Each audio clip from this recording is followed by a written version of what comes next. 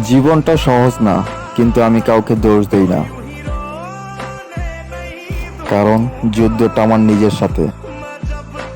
Pain যদি তোমার এখন হয়, আগামীকাল তোমার পাওয়ার হবে।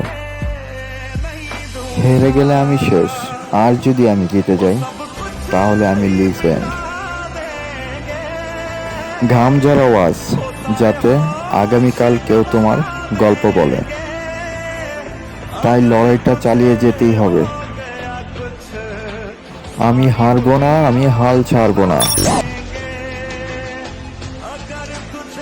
আমাকে আমার লক্ষ্যে পৌঁছাতেই হবে, ইনশাল্লাহ। আপনাদের সাপোর্ট পেলে আমি খুব সহজেই আমার লক্ষ্যে পৌঁছাতে পারবো।